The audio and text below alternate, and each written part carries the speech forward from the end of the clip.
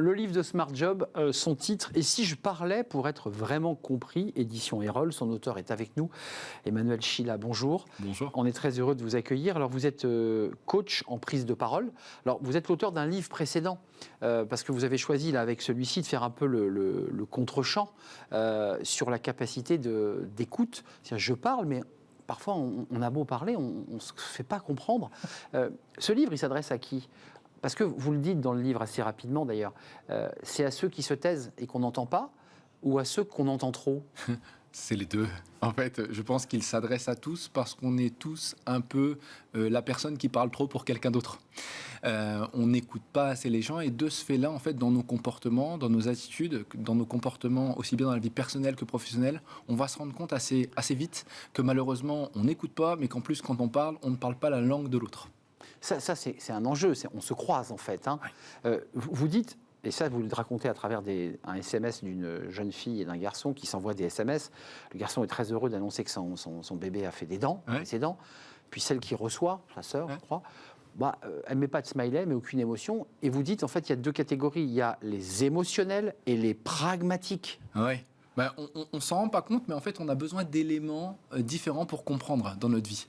De manière globale, il y a des gens qui vont être très structurés dans la manière de dire les propos. C'est-à-dire qu'ils ont besoin de faits, de chiffres, de statistiques, de A jusqu'à B, pour savoir exactement ce qu'ils ont à faire. Et puis de l'autre côté, il y a ceux qui vivent ce qu'ils racontent, qui ont besoin d'émotions, qui ont besoin de raconter. C'est le principe des vacances. Je pense que le retour est l'exemple. On a ceux qui nous racontent exactement ce qu'ils ont fait et ceux qui nous expliquent comment ils étaient en admiration devant ce qu'ils ont vécu. Ça, c'est deux langues différentes et ça change complètement la donne. Parce que si on parle avec une langue à l'autre et qu'il ne la comprend pas, en soi, on est en train de perdre notre temps parce qu'il n'a pas vocation à comprendre et à être impacté par notre message. Mais pour le dire simplement, Emmanuel, quand vous mettez trop d'émotions à un pragmatique, ça ne le nourrit pas. Inversement, un pragmatique qui parle à un émotionnel en étant trop chiffré, il ne l'embarque pas.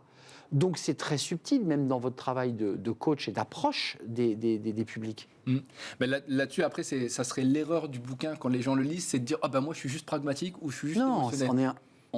On est les deux. On est les deux. On est les deux, mais il va falloir savoir à quel moment utiliser cette facette-là. Dans le domaine professionnel, c'est vraiment important parce que c'est là où ça peut faire toute la différence. Si on parle au mauvais moment, dans la mauvaise langue, obligatoirement, ça ne marche pas.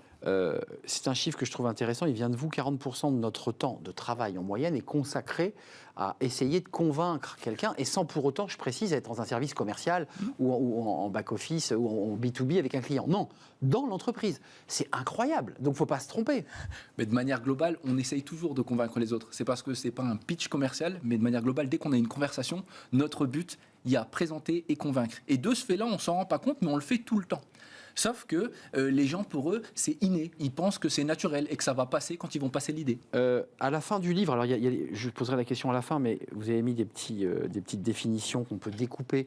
C'est quoi ? C'est des magnettes qu'on peut coller quelque part ? C'est des pense-bêtes ? C'était quoi l'esprit ? C'est très original, ça. Le principe est assez simple, c'est que quand c'est pas notre langue, c'est difficile de se rappeler les mots. Un peu comme quand on apprend l'anglais. On n'a pas tous les mots qui viennent en tête. C'est comme un jeu de cartes qu'on a. Voilà. Là, c'est les techniques. C'est OK, devant moi, j'ai quelqu'un qui est cartésien. Qu'est-ce que je peux utiliser si moi, je suis émotionnel ?